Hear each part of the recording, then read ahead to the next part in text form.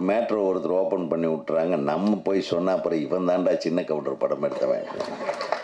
அதை போட்டு ஒரு ஒரு குரூப்பில் போட்டு என்னை கழுவி கழுவி ஊற்றுவாங்க.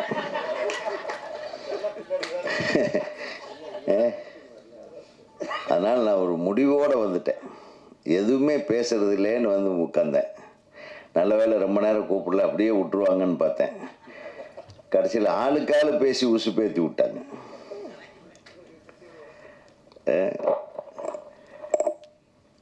நான் இங்கே வந்ததுக்கு முதல் ரீசனே ரஞ்சித் தான். ரஞ்சித் வந்து கோயம்புத்தூரில் எங்கள் ஊருக்காரர் தம்பி. ஃபர்ஸ்ட் ஆஃப் ஆல் கோயம்புத்தூரில் நான் படித்த அதே கல்லூரியில் அவரும் படித்தார். ஸோ 2 பேரும் காலேஜ் மேட்ஸ். அதுக்கப்புறம் நான் படித்த திரைப்பட கல்லூரியில் இவரும் படித்தார். சார் 2வது காலேஜ் மேட்டு. அதுக்கப்புறம் நம்ம இருக்கிற இண்டஸ்ட்ரியில் இவர் இருக்கிறாரு. அப்புறம் என் உறவுக்காரர். இனி இதை விட என்ன தகுதி வேணும் அவருக்கு? நீ நடிகராக இருந்தா டைரக்டராக இருந்தாலும் ஒன்றும் இல்லை, நீ ஃபஸ்ட்டு என்னுடைய தம்பி, அவ்வளோதான். அதுக்கு மேலே தான் அதெல்லாம். இது 2வது படம் டைரக்ட் பண்ணியிருக்கிறாரு. ஆக்சுவலாக முதல் படம் இல்லை, இயக்கியிருக்காரு, அதான் டைரக்ட் பண்ணியிருக்காரு. இவர் நடிக்கவே தெரியாத ஒரு நடிகர், வெளியெல்லாம் நடிக்க தெரியாது. அவன் யதார்த்தமாக இருப்பான். எப்போ பார்த்தாலும் என்ன வாங்கினா நம்ம கோயம்புத்தூர்லேயோ அல்லது ஃப்ளைட்லேயோ போகும்போது இறங்கணுன்னே, என்னங்கண்ணா எங்கேங்கண்ணா உங்களை கொண்டு போய் விடணும், தம்பி உன்னை எங்கே நான் இறக்கி விடணும் சொல்லு அப்படின்னு. இல்லைங்கண்ணா வாங்கினா ஒன்றா போவான்னு. இவர் வண்டி சும்மா வரும், என் வண்டியில் இறக்கிடுவார். இப்படி எங்கண்ணா எதாவது சாப்பிட்றீங்களா? தம்பி கோயம்புத்தூர்னா நான் எப்பவுமே இங்கே படிக்கும்போதே ஒரு டீயும் தேங்காய் பண்ணு சாப்பிட்டேன். வாழ்க்கையில் நான் வந்து படிப்பை முடித்தவன். இந்த தேங்காய் பண்ணை சாப்பிட்டு தாண்டா நான் இங்கேருந்து மற்ற வேலையவே ஸ்டார்ட் பண்ணுவேன். உடனே போய் 2 பேரும் ஒரு பேக்கரியில் உட்காந்து தேங்காய் பண்ணு டீயும் சாப்பிடுவோம். ஸோ அந்த அளவுக்கு நாங்கள் 2 பேரும் க்ளோஸ். அவரை சந்திக்காத நாட்கள் எல்லாம் என் மனதிலே நான் அவரை வாழ்த்தி கொண்டிருப்பேன். அவரை சந்திக்கிற நாட்கள்லாம் நேரில் வாழ்த்துவதை நான் வந்து பெருமையாக நினைத்து கொண்டிருக்கேன். இதுதான் எங்கள் உறவு. இதுக்கு மீறி இவன் கவுண்டை, நான் கவுண்டர் படம் எடுத்திருக்கேன், இதெல்லாம் ஒரு வெங்காயம் கிடையாது. உணர்வு ரீதியான படங்கள் எடுக்கணும். தப்பான உணர்வுகளை விதித்து தப்பாக சமுதாயத்தை வழிநடத்திருக்கிறவர்கள் தான் வந்து தப்பான ஜாதிக்காரங்க.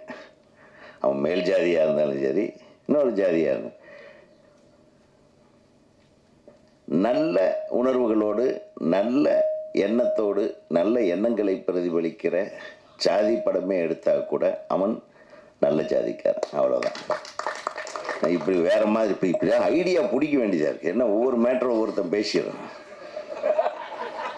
நம்ம அது முதல்ல இந்த பேரரசை பேச விட்டாவே எனக்கு ரொம்ப டென்ஷன் ஆகிடுது. அது முதல்ல நான் பேசிடுவேன். இப்போ வேறு வழியே இல்லாமல் போச்சு. அவர் செயலாளர், இப்போ நான் தலைவர்ன்ற பொசிஷனுக்கு வந்த கடைசியில் வேறு வழியே இல்லாமல் மாட்டிக்கிட்டேன். நான் ஒரு கண்டென்ட் கொடுக்குறதுல மன்னன்.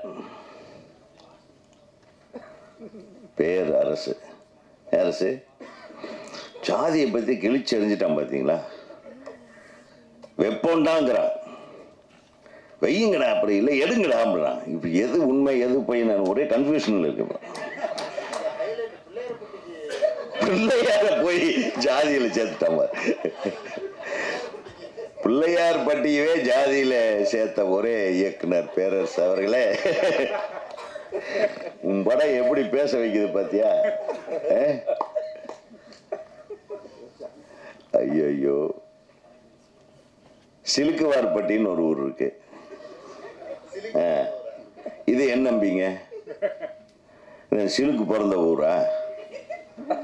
இல்லை, சும்மா நம்ம ஊருக்காரங்க சார். தமிழ்நாட்டில் தாங்க உலகத்திலேயே பயங்கரமான கலைஞர்கள் சார் தமிழர்கள் எல்லாமே. ஒவ்வொரு ஊருக்கும் பேர் வச்சிருக்கானுங்க பாருங்க. சிலுக்குவார்பட்டி, ஆட்டையாம்பட்டி அப்படின்னா அங்கேயும் ஆட்டையை போட்டிருக்கானுங்க அந்த காலத்திலேயே.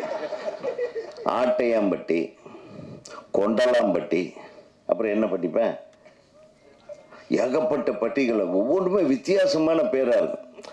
அப்படியே இந்த பழனிக்கு அந்த பக்கம், இந்த தென் மாவட்டங்கள், அப்படியே இப்போ தேனி அந்த பக்கம் போனோம்னா எங்கள் ஊர் பக்கம் இருக்கிற, அதாவது கோயம்புத்தூர் சைடு கொங்கு மாவட்டத்தில் இருக்கிற அதே பேர் அங்கே இருக்கு. பொலவக்காளி வாளையம் அப்படின்னு ஒன்று. என்ன ஊர் பேர் சொல்லுங்க? பொலவக்காளி வாளையம். அதுக்கு முன்னாடி ஒரு ஊர் போடி நாய்க்கனூர், புலவக்காளிபாளையத்தை தாண்டி போனால் வாடி நாய்க்கனூர். சார் இது உண்மையா இருக்கு. இதே பார்த்தா அங்கே போடி நாய்க்கனூர்னு இருக்கு அந்த பக்கம். ஆக அந்தந்த ஊருக்கு எப்படி பேர் வந்ததுன்னா, அங்கங்கே வாழ்ந்த மக்களும் மண்ணும் நிலமும் அங்கே வாழ்ந்த பெரியவர்களும் அங்கே வாழ்க்கை நடத்திய அந்த பண்பாளர்களுடைய பேரை சார்ந்து தான் வந்து ஊர் இருந்தது. புளியம்பட்டி அப்படின்னு ஒரு ஊர் இருக்குது. அதே மாதிரி ஒரு 4 இடத்துல இருக்குது. ஒரு இடத்துல வருஷத்துக்கு 3 போகம் விளையிற பூமி, அதுக்கு நஞ்சை புளியம்பட்டின்னு பேர் வச்சுட்டான். மழையே பெய்யாத ஒரு புளியம்பட்டி இருக்கு, அதுக்கு புஞ்சை புளியம்பட்டின்னு பேர். எப்படி திங்க் பண்ணியிருக்காங்க, யோசனை பண்ணி பாருங்க. நம்ம என்னமோ இங்கே உட்காந்து ஸ்கிரிப்ட் சரியா பண்ணலன்றோம். இந்த ஸ்கிரிப்ட் எல்லாம் படிக்காத காலத்திலேயே பண்ணி எழுதி வச்சிருக்காங்க. அதனால தான் நான் வாழ்நாள் பூரா படம் எடுத்தா ஊர் பேரை தான் வைப்பேன் அப்படின்ட்டு என் தம்பி முடிவெடுத்து ஊர் பேரை மட்டும். ஏன்னா அதில் இலக்கியம் இருக்கு, அதில் ஒரு வரலாறு இருக்கு. கரெக்டாக்கண்ணே? எப்படி உன்னை புகழ்ந்துட்டுனா அப்பா நல்ல வேற ஜாதி கீதி கவுண்டங்க டப்புன்னு என்ன லுக் விட்டான் பாருங்க, பயந்துட்டேன் நான். எங்கடா என்ன போட்டு தாளிக்க போறேன் தப்பிச்சேன். ஆக ஒரு நல்ல திரைப்படமாக இது வந்திருக்கிறதுக்கு எல்லா அடையாளமும் இருக்குது. ஒரு ட்ரெய்லரை பார்க்கும்போதோ ஒரு பாடல் காட்சியை பார்க்கும்போதோ எந்த ஒரு விரசமும் இல்லாமல் எந்த ஒரு கதைக்களத்தை எடுத்திருக்கோமோ அந்த கதைக்களத்தை ஒரே ஒரு டைலாக்ல அது அதை அழகாக கம்யூனிகேட் பண்ணிடுறாரு. அது விவசாயிகளுக்காக, அதாவது விவசாயிகளை கொச்சைப்படுத்துவதற்கான வசனமாக நான் நினைக்கல. அது பேசுகிறவனை பொறுத்து தான். பேசுகிறவன் அதை கையில் எடுத்துக்கிட்டு நீ விதைக்கிறத வயிற்றுல விதைடான்றான் பாருங்க. அது அவன் அந்த அந்த கதாபாத்திரத்தோட ஜாதி வரியை காட்டுது, ஏமாத்துற விஷயத்தை காட்டுது. அப்படி அதோட நிறுத்திக்கிறோம். எல்லாமே ஜாதி வரி பிடிச்சவங்க, எல்லா டைரக்டர்களும் ஜாதி வரி பிடிச்சவங்க. குறிப்பாக மற்ற இயக்குநர்கள் பேரையெல்லாம் சொல்லி நம்ம பேசக்கூடாது. மேடையில் நாகரிகம் அல்ல, மற்ற இயக்குநர்களுக்கும் அது நாகரிகம் அல்ல என்பதை நான் இங்கே தெரிவித்துக் கொள்ள விரும்புகிறேன். ஏன்னா இயக்குநர்கள் எல்லாமே ஒன்று தான். அவனுடைய படைப்பாற்றல் என்பது ஒவ்வொருத்தருக்கும் வேறுபடும். அவங்க கூட சேர்ந்து கதை எழுதுகிறவன் ஒருத்தனாக இருப்பான், இது பண்ணுறவன் ஒருத்தனாக இருப்பான். எப்படி ஒரே ஒரு இயக்குனர் தான் இதை பண்ணுறாருன்னெல்லாம் தயவு பண்ணி நமக்குள்ள ஒரு அவதூறோ அல்லது நமக்குள்ள ஒரு வேற்றுமை உணர்வுகளையோ விதைத்து விட வேண்டாம் என்பதை நான் அன்போடு இங்கே மேடையில் பேசியிருக்கும் இயக்குநர்களையும் சரி, இந்த நிகழ்ச்சியிலே கலந்து கொண்டிருப்பவர்களையும் சரி நான் கேட்கிறேன். இயக்குநர்கள் எல்லாரும் ஒரே மாதிரியானவர்களாகவே நாம் நல்லதாகவே நினைப்போம். கெட்டதாக எடுத்தான்னா அந்த படத்தை நிராகரிங்க. அதன் மூலமாக மட்டும்தான் அவர்களுக்கு பாடம் கற்பிக்க வேண்டுமே தவிர நம்ம பேசி அப்புறம் உடனே இவங்க அங்கே நிற்பாங்க, அண்ணே அதை பற்றி சொன்னீங்களே அப்படின்னு. இது தேவையில்லாத. பார்த்தீங்களா, இப்போ கொஞ்ச நாளாகவே இசைஞானி அவர்களை பற்றி எல்லா ஊடகங்களும் மாறி மாறி கருத்து தெரிவிச்சிட்ருக்கு. இதெல்லாம் தேவையில்லை. அவர் ஏதாச்சும் சொன்னாரா? அவர் யாரோ கிட்ட கேட்குறாரு, அவ்வளோதான். அவர் ஒரே ஒரு விஷயம், எனக்கு தெரிய மிகச்சிறந்த கவிஞர் கண்ணதாசன் அவர் சொன்னார். அதுக்கு ஒரு காரணத்தை சொல்லி அதை யாரையும் புண்படுத்துக்காது. இப்போ நானே எனக்கு சிறந்தவர்னா ஒருத்தனை தான் சொல்ல முடியும். அதுக்காக ஒரு டைரக்டர் பேரை சொல்லிட்டு இன்னொரு டைரக்டர் பேர் சொல்ல அவர் என் மேலே தப்பாக நினைக்கக்கூடாது இல்லையா? நான் நேசிக்கிறவர்ன்றது ஒன்று இருக்குது, எனக்கு சிறந்தவராகப்படுவது என்பது ஒவ்வொரு மனிதனுக்கு உண்டான தனிப்பட்ட விஷயம். இதை போய் பெருசுப்படுத்தி இது பண்ணி ஐயையோ பெரிய பயமாக இருக்கு. இப்போ ஒரு ஊடகம் என்பது உண்மையான புரிதலோடு நேர்மையான விஷயங்களை மக்களுக்கு சென்றடைய சேர்ந்தால் நம்ம சமுதாயமும் வளரும். நமது ஊடகத்தை நேசிக்கிறவர்களும் அதை உங்கள் ஒரு குறிப்பிட்ட சேனலோ இதோ பத்திரிகையோ அந்த பத்திரிகையும் விரும்பி படிப்பாங்க. அடிக்கடி மாறி மாறி கருத்துக்களை போடுறதுனால என்னாகும், அந்த ஊடகத்தினுடைய உண்மைத்தன்மை மீது ஒரு ஒரு ஒரு டவுட் வந்துடும். ஸோ அதை ஊடகங்களும் நம்ம அதை சரி செய்து கொள்ள வேண்டிய ஒரு நேரம் இது என்பதை சொல்லுவோம். ஏன்னா நம்ம 24 மணி நேரத்தில் நம்ம மொபைலை ஆன் பண்ணால் 24 மணி நேரத்தில் கிட்டத்தட்ட நம்ம ஒரு 2 மணி நேரம் 3 மணி நேரம் பார்த்தா கூட அதில் 2 மணி நேரம் இந்த மாதிரி எதுக்குமே உபயோகப்படாத தேவையில்லாத கருத்துகள் முதலிடம் பெறுகிறது. வாழ்க்கையில் நம்மளுக்கு ஒரு குழந்தை இருக்குது, குட்டி இருக்குது, நம்மளுக்கு ஒரு வாழ்க்கை இருக்குது, அந்த குழந்தைகளை படிக்க வைக்க வேண்டிய ஒரு உணர்வு இருக்குது, பத்திரிகையாளர்களுக்கும் இருக்கிறது, அதை பார்க்குறவனுக்கும் இருக்குது. அது எல்லாத்தையும் விட்டுட்டு வேறு ஏதோ சம்மந்தமில்லாத ஒரு மேட்டரை தூக்கி மைண்டில் போட்டுக்கிட்டு இப்படியே போச்சுன்னா கொஞ்ச நாளில் ஒரு மனுஷனாகவே இருக்க மாட்டான். தயவு பண்ணி இதை புரிஞ்சுக்குங்க. இது ஒரு விஞ்ஞான வளர்ச்சியை நம்ம எல்லாருமே தப்பாக பயன்படுத்த ஆரம்பிச்சிட்டோமோன்ற ஒரு பயம் வருது. அதனால் இது எல்லாம் பார்க்கும்போது சினிமாக்காரன் ரொம்ப உத்தமன். சினிமாவுக்கு அவனாக பொருளை போட்டு அவனாக 10 பேரை கூப்பிட்டு வச்சு தன் உயிரை கொடுத்து இரவு பகலாக சிந்திச்சு இந்த காட்சி அமைப்பு இப்படி இருக்கணும், இந்த பாடல் இப்படி இருக்கணும், இந்த இசை இப்படி இருக்கணும், இந்த நடிகர்கள் இப்படி நடிக்கணும் அப்படின்ட்டு உண்மையாக உலகி கூறியுள்ள 5 நிமிஷத்தில் கொச்சைப்படுத்துகிற ஊடகங்கள் இருக்கு பாருங்க. அந்த ஊடகவியலாளர்களுக்கு தான் நான் சொல்கிறேன், ஒரு உண்மையான உழைப்புக்கு மரியாதை கொடுக்கணும். நீங்களே உங்கள் சேனலை நான் சப்ஸ்கிரைப் பண்ணல அப்படின்னா என்ன திட்டுவீங்க. ஸோ உங்கள் சேனலை பார்க்குறவங்க ஜாஸ்தியாக உங்களுக்கு ஒரு சந்தோஷம் வருது இல்லையா? அந்த சந்தோஷத்தை நீங்கள் மற்றவங்களுக்கு கொடுக்கணுமா இல்லையா? கரெக்டா? அதுக்காக கான்ட்ரவர்சி இப்போ கீழே இறங்கணுன்னே இருக்கு மகனே உனக்கு. என்ன கவுண்டம்பாளையம் ஊருங்க. எங்கள் மேட்டுப்பாளையத்துக்கும் கோயம்புத்தூருக்கும் நடுவில் ஒரு ஊர். ஆமாம், அது கவுண்டம்பாளையம் தொகுதின்றது விடுங்க, கவுண்டம்பாளையங்கிறது ஒரு ஊர். அந்த ஊரில் இருக்கிற மக்களுக்கு உண்டான ஒரு விஷயத்தை ஒரு கவர்ச்சிகரமான ஒரு டைட்டில் அவருக்கு என்ன வேணும், அது இந்த கவுண்டம்பாளையம் அண்ணன் உடனே அவர் சொல்லக்கூடிய விஷயத்தை அவர் இதில் வச்சிருக்காருன்றது தெரியுது. அதனால் நீ கவுண்டம்பாளையம்னு வைக்கக்கூடாது, சின்ன கவுண்டர்னு வைக்கக்கூடாது, உடனே கொம்பு எடுத்துருவானுங்க. அப்பெல்லாம் பார்த்து ரசித்து சில்வர் ஜூப்ளி ஓடி போச்சு. ஜாதி பிரச்சனை வந்ததா? சின்ன கவுண்டர் ரிலீஸ் ஆன பெரிய ஜாதி கொந்தளிப்பு வந்ததா என்ன? ஒருத்தர் வரல. சின்ன கவுண்டர்னா ஒரு விவசாயி பற்றி படம். கவுண்டனுங்க விவசாயத்தை தவிர எதுவும் தெரியாது அந்த காலத்தில். அந்த காலகட்டத்தில் எடுக்கப்பட்ட ஒரு கதையினுடைய பதிவு தான் சின்ன கவுண்டர், அவ்வளோதான். அது சின்ன கவுண்டர் மாதிரியே நிறைய கவுண்டர்கள் இருக்காங்க. கவுண்டர்களில் எத்தனை வகைகள் இருக்குன்றது பார்த்தீங்கன்னா அது ஏகப்பட்ட வகைகள் இருக்குது. அதெல்லாம் சொன்னால் அப்புறம் ஜாதியை பிரசங்கம் பண்ணுற மாதிரி ஆகிடும். அதில் இருந்த கவுண்டர் நீ கேட்பேன், இதுக்கெல்லாம் நம்ம பதில் சொல்ல முடியாது. எனக்கு பாதி தெரியும், பாதி எனக்கு தெரியாது. என் ஜாதியே என்னன்னு எனக்கு தெரியாது. இப்போ ஒரே ஒரு ஜாதி, சினிமா ஜாதி. நாங்கள்லாம் சினிமாக்காரனுங்க, சினிமா ஜாதி. அவ்வளோ. உலகத்திலேயே உயர்ந்த ஜாதி சினிமா ஜாதி தான்.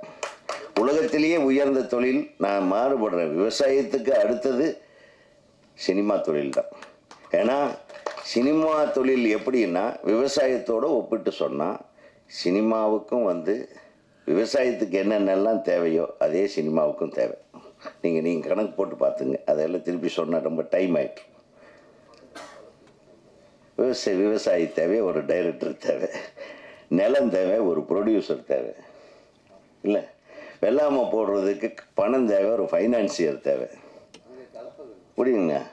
ஒர்க்கர்ஸ் தேவை, லைட்மேன் தேவை, கலப்பை வேலை செய்கிறதுக்கு, களை எடுக்கிறதுக்கு, நாற்று நடுறதுக்கு, கதிரை இருக்கிறதுக்கு ஆள் தேவை.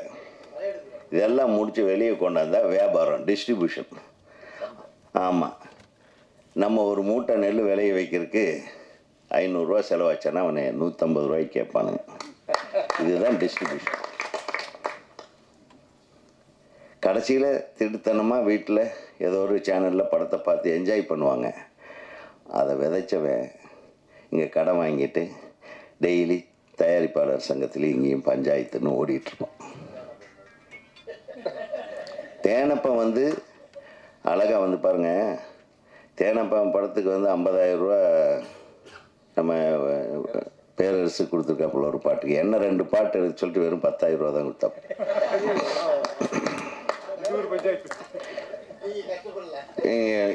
நீ எப்படி பண்ணியிருக்க பாத்தியா நீ? இப்பதான் உண்மை தெரியுது. இப்படி சில பேர் சினிமாவில் இருப்பாங்க. கேட்டா தானே அவருக்கு நான் ப்ரொடியூசர்னே, உங்களுக்கு வேற ஒருத்தர் ப்ரொடியூசர். இல்லை, சும்மா ஒரு விளையாட்டுக்கு சொல்றேன். ஒரு அழகான ஒரு குடும்பம் இங்கே உட்கார்ந்துருக்கு இந்த சினிமாவில். பாருங்க, டெய்லி பஞ்சாயத்துன்னா லிஸ்ட் போடுற ஆளே இங்கே உட்கார்ந்துருக்காரு. அதே மாதிரி அண்ணே அந்த யாரோ என்னாச்சுன்னு ஃபோன்லேயே கேட்பாரு சௌந்தர்யனுங்க. அவன் கொடுத்தானா, வந்தானா, போனானா. இந்த தொல்லையே பெருந்தொல்லையாக இருக்குது. நம்ம வந்து அது வேறு, அதெல்லாம் நாங்கள் சந்தோஷமாக ஏற்று செஞ்சுக்கிட்டு இருக்கோம்.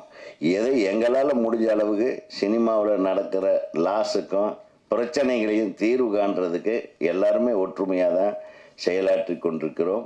அது குறிப்பாக நம்ம தயாரிப்பாளர் சங்கத்தில் இவங்க 2 பேர் வரிஞ்சு கட்டிட்டு நிற்பாங்க. எங்கே உண்மையிலுமே அவங்களுக்கு ஒரு மிகப்பெரிய கரவோசையோடு நம்ம வாழ்த்து சொன்னோம். ஒரு படத்துக்கு வந்து வாழ்த்துறது மட்டும் இல்லை, அந்த படத்துக்கு பிரச்சனை வரும்போதும் கூட நிற்கிறவங்களில் இவங்க 2 பேரும் முக்கியமான ஆட்கள். சில பிரச்சனையை நாங்களே ஃபோன்லேயே பேசி முடிச்சுடுவோம். அது பெருசாக ஆகிறதுக்கு முன்னாடியே ஒரு பிரச்சனையை முடிக்கணும்.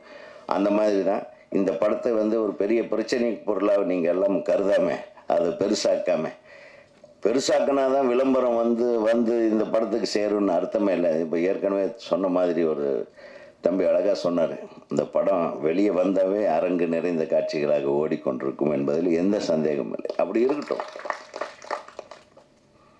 2வது, ஒரு இயக்குனராக வந்து இவருக்கு ஒரு மிகப்பெரிய ஒரு கைத்தட்டல் கொடுக்கணும்னு நான் ஆசைப்படுறேன். ஏன்னா இல்லை நான் எதுக்கு என்ன உடனே கைத்தட்டுறீங்களே. அதாவது ஒரு படம் எடுக்கணும்னா உடனே ஓகே ரஞ்சித்து நான் வந்து ஹீரோவை நடித்து நானே டைரக்ட் பண்ணுறேன், ஓகே ஒரு இவங்களை போடலாம், ஒரு நயனதாராவை போடலாம், ஒரு த்ரிஷாவை கூப்பிட்டு பண்ணலாம், அப்படியெல்லாம் திங்க் பண்ணாமல் வந்து கவுண்டம்பாளையத்து போய் உட்கார்ந்துட்டு கோயம்புத்தூருக்குள்ளேயே எவன் நடிப்பானோ அவங்களெல்லாம் அத்தனை பேரையும் நடிகன் ஆக்கியிருக்காங்க கோயம்புத்தூர் கவுண்டம்பாளையத்துக்காரங்களன்னா. அது ஒரு மிகப்பெரிய விஷயம். ஏன்னா அந்த தைரியம் வர்றது ஒரு இயக்குனருக்கு வராது, ஒரு நடிகனுக்கு வந்திருக்கு. ஸோ அந்த இடத்துல ஒரு நடிகனை எல்லாத்தையும் நடிக்க வச்சிடலாம்டா, விடா காசு போடுற ப்ரொடியூசரையும் ஒரு மிகப்பெரிய கதாபாத்திரம் 2 ப்ரொடியூசர்களும் நடிச்சிட்டாங்க. அந்த பாட்டில் நீங்கள் தான் நடிச்சிருந்தீங்க. என்ன நடிப்புங்க, செஞ்சாகணும். அது வேறையா, நல்ல வேலைடா. நான் உங்ககிட்ட உன் படத்தில் சான்ஸ் கேட்கலான்ட்டு அப்பா அடி வெளுத்துருவாப்லையா. பணத்தையும் போட்டு அடி வாங்கிட்டு நடிச்சிருக்கீங்க. மிகப்பெரிய தயாரிப்பாளர்கள் அவங்களுக்கு நிச்சயமா இது ஒரு மிகப்பெரிய வெற்றி படமா அமைய நம்ம எல்லாரும் ஒரு கரவசை. ஏன்னா அடுத்தது இந்த நண்பர்கள் நம்ம ஒரு தம்பி நல்ல அந்த பிரச்சனைக்குரிய வசனத்தை பேசி நடித்தவர். பார்த்தா இவரை பார்த்தா ஒரு நடிகர் மாதிரியா தெரியுது, ஒரு பாவப்பட்ட ஒரு ஆள் மாதிரி தெரியுது. இவர் என்ன போட்டிருக்காரு நடிப்புல, மிகப்பெரிய விஷயம் தம்பி. நீங்க அப்படி வந்து அந்த இதை ஊட்டி இருக்கீங்க, அந்த வெறிய, அந்த ஏமாத்துறவனுங்க கூட்டம், அந்த நாடக காதலை உருவாக்குறவனுங்க கூட்டத்தோட வெறிய நீங்க கண்ணில் காட்டிருக்கீங்க. மிகச்சிறந்த ஒரு நடிகராக நீங்க வருவீங்க தம்பி. அப்புறம் ஹீரோ அனீஷ் வந்து ஒரே வார்த்தை சொல்லிட்டாரு, அம்மா அப்பாவுக்கு நன்றி, அங்கே கடவுளுக்கு நன்றி. அங்கே முதல்ல உங்கள் டைரக்டருக்கு நன்றி சொல்கிறியா? அதான் என் ஃபஸ்ட்டு நன்றியா. நன்றிங்கிறது வார்த்தை அம்மா அப்பாவுக்கு பொருத்தம் இல்லை. நான் இப்பவும் சொல்கிறேன், நன்றி இல்லை, அப்பா அம்மாவுக்கு நீ கடமைப்பட்டவன். நன்றி என்றது நம் வாழ்க்கையில் நம்மளுக்கு அடுத்த கட்டத்துக்கு கொண்டு போகிறவனுக்கு நம்ம செலுத்துகிற ஒரு மரியாதை தான் நன்றி. நன்றிக்கும் கடமைக்கும் வித்தியாசம் இருக்கு. எல்லாத்துக்குமே நன்றி சொல்லிட்டா அப்புறம் என்னத்தை, தேங்க்ஸ் மம்மி தேங்க்ஸ் டாடின்னா அது இல்லை, அதோடு முடிஞ்சிடாது. அன்னை தந்தை உறவு கடைசி வரையிலும் உன்னை பெற்றதுக்காக அவங்க சந்தோஷமாகவே நீ பார்த்தாதான் அது வந்து அது பார்க்குறதுக்கு பேர் அது கடமை. அது நன்றி எல்லாம் இல்லை, நான் சொல்கிறேன், தப்பா இல்லை. இனிமேல் எந்த மேடையிலையும் அப்பா அம்மாவுக்கு நன்றி சொல்லிடாதீங்க. அப்பா அம்மாவுக்கு நம்ம பாதுகாக்க வேண்டிய கடவுள்கள் மாதிரி என்ன. இது நிறைய பேர் தப்பு பண்ணுறாங்க ஒவ்வொரு மேடையிலையும். என் அம்மாவுக்கு நன்றி. அப்போ என்னடா அம்மாவுக்கு நன்றி? நீ நீ வந்து நீ வந்து நீ வந்து உன்னுடைய வாழ்க்கையில் நீ சிறந்தவனாக விளங்குகிறாய் என்று அடுத்தவர்கள் சொல்ல சந்தோஷப்பட வைப்பது மட்டுமே தாய்க்கும் தந்தைக்கும் போதுமானது. வேற எதுவுமே தேவையில்லை. நீ இந்த படத்தில் நடித்து நல்ல பேர் வாங்கியிருக்கடா சாமி, உன்ற படத்தை பார்த்து அத்தனை பேர் கை தட்டுறாங்கன்னு எங்களுக்கு ரொம்ப சந்தோஷம்டா அப்படின்னு அப்படி பேசுனாங்கன்னா அதுதான் நீ அவங்களுக்கு செய். நீ வந்து உனக்கு உழைக்கணும். உனக்கு உழைக்கிறதுக்கு வாய்ப்பு கொடுத்த ஒரு இயக்குனரையோ நடிகரையோ நண்பர்களையோ தயாரிப்பாளர்களையோ அவங்கள தான் தலையில் தூக்கி வச்சு நீ நன்றி பாராட்ட வேண்டும்.